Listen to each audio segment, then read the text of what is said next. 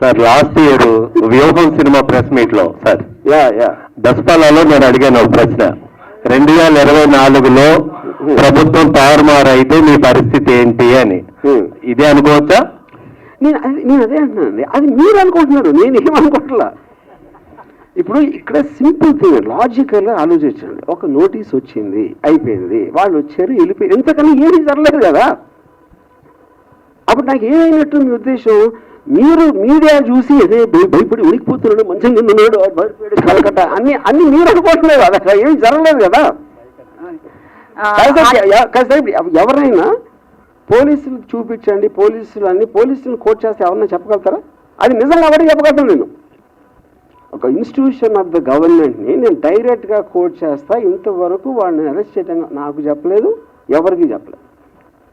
ఇలా నేను కోట్ చేయగలుగుతాను, అది నిజం కాకపోతే ఎలా చేయగలుగుతాను? అది ఒకవేళ అఫీషియల్ గా వాళ్ళు అరెస్ట్ చేయడానికి ముందుకు వస్తే ఏం చేస్తారు? నేను అదే అంటున్నా, మళ్ళీ అదే ఒఫీషియల్ గా అరెస్ట్ చేయడం కోసం చచ్చినట్టు అరెస్ట్ అవుతాను, అది అయితే ఒకటి మాజీ సీఎం జగన్ కావచ్చు, లేదా మాజీ మంత్రులు కావచ్చు, ఎవరైనా ఈ వారం 10 రోజులుగా మీకు ఎవరైనా టచ్ లోకి వచ్చారా? సానుభూతి తెలపడం కావచ్చు? ఎవరు ఎందుకు రాలేదంటే అది రావాల్సిన అవసరం లేదు ఫస్ట్ ఆఫ్ ఆల్, ఎందుకంటే వాళ్ళందరికీ మ్యాటర్ తెలుసు వాళ్ళకి.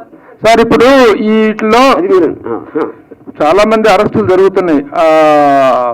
బోరుగడ్డ అనిల్ అని, శ్రీరెడ్డి మీద కానీ, పోసాని కృష్ణమురళి కానీ, సజ్జల భార్గవ్ వర్ర, వీళ్ళందరూ చాలా ఫిల్తీ లాంగ్వేజ్ వాడారు, చాలా దారుణమైన భాష వాడారు. కానీ రామ్ గోపాల్ వర్మ భాష ఎప్పుడు వాడలేదు. జర్నీ పోస్టెడ్ అనేటువంటి ఒక సెటరికల్ గా పోస్టులు వేసాడే తప్ప ఇలాంటి ఫిల్తీ లాంగ్వేజ్ వాడలేదు.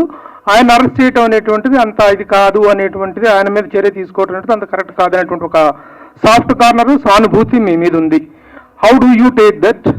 ఫస్ట్ ఆఫ్ ఆల్ అది అంటే వాళ్ళు ఎవరైతే మీరు పేర్లు చెప్పారో వాళ్ళు మాట్లాడుతున్నది కేసు కాదు కూడా నాకు తెలియదు, ఎందుకంటే అది రెటారిక్ కింద వస్తుంది నాకు తెలిసి. అంటే ఒక ఫర్ ఎగ్జాంపుల్, నన్ను చంపితే ₹1,00,00,000 ఇస్తాను ఒక ఆయన ఎవడో అన్నాడు, నా పేరు మర్చిపోయాను. ఇప్పుడు అంత డైరెక్ట్గా కాంట్రాక్ట్ కిల్లింగ్ మర్డర్ చేయమని ఆఫర్ ఇచ్చిన అతని మీద కేసు ఏముంది? Complaint, but nothing happen. ఎందుకంటే టీవీలో కూర్చుని చెప్పటానికి ఏ భాష, ఇవాళ భాష ఎవరు వాడట్లేదు, బూత్ మాటలు ప్రతి లీడర్ వాడుతున్నాడు. మినిస్టర్ పోస్ట్లో ఉన్నవాళ్ళు వార్తలు బూతులు మాడారు, పోలీసులను తిడతారు, వాళ్ళని చేస్తారు.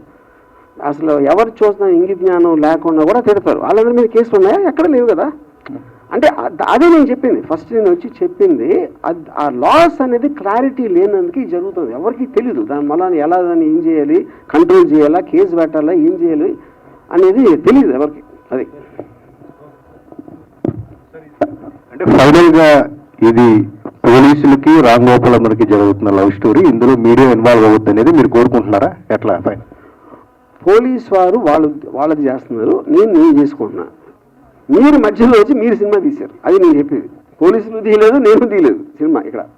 సార్ వర్మ గారు, మీ నెక్స్ట్ సినిమా కోసం అందరు కూడా వెయిట్ చేసిన పరిస్థితి, మరి నెక్స్ట్ ప్రాజెక్ట్ ఎప్పుడు రాబోతుంది, ఎలాంటి ప్రాజెక్ట్ అనుకుంటున్నారు? ఆల్రెడీ 2 సినిమాలు అయిపోయినాయి. ఒకటి సారీ అని ఒక థ్రిల్లర్ ఉంది, దాని తర్వాత రష్ అని ఒక మోటార్ స్పోర్ట్స్ యాక్షన్ ఫిల్మ్ ఉంది. 2 ఆల్మోస్ట్ రెడీ అయిపోతున్నాయి.